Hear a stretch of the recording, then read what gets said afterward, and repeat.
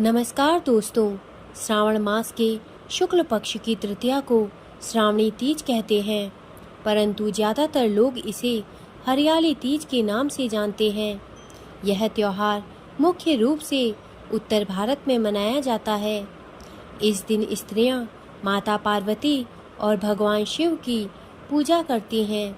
इस दिन महिलाएं निर्जला व्रत रखती हैं। इस व्रत को करवा चौथ से भी कठिन व्रत बताया गया है। इस दिन महिलाएं पूरे दिन बिना भोजन जल के व्यतीत करती हैं तथा दूसरे दिन सुबह स्नान और पूजा के बाद व्रत पूरा करके भोजन ग्रहण करती हैं। इसी वजह से इस व्रत को करवा चौथ से भी कठिन बताया गया है। इस दिन हरियाली तीज की व्रत कथा जरूर सुननी चाहिए। इसके बिना व्रत अधूरा माना जाता है। हरियाली तीज की व्रत कथा इस प्रकार है। पौराणिक कथा के अनुसार एक बार शिवजी ने पार्वती जी को उनके पूर्व जन्म का स्मरण कराने के लिए तीज की कथा सुनाई थी।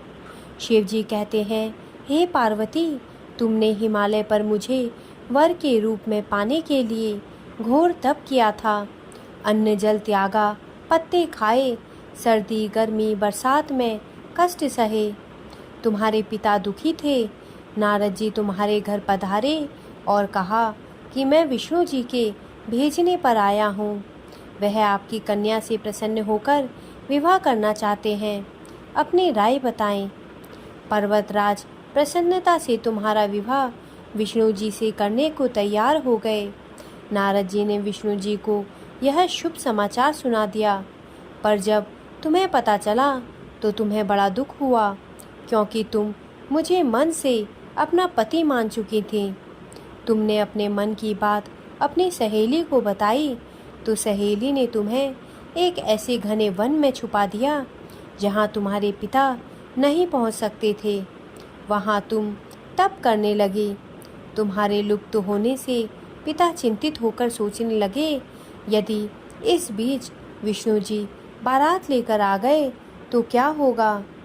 शिवजी ने आगे पार्वती जी से कहा, तुम्हारे पिता ने तुम्हारी खोज में धरती पाताल एक कर दिया, पर तुम नहीं मिली। तुम गुफा में रेत से शिवलिंग बनाकर मेरी आराधना में लीन थी। प्रसन्न होकर मैंने मनोकामना पूरी करने का वचन दिया।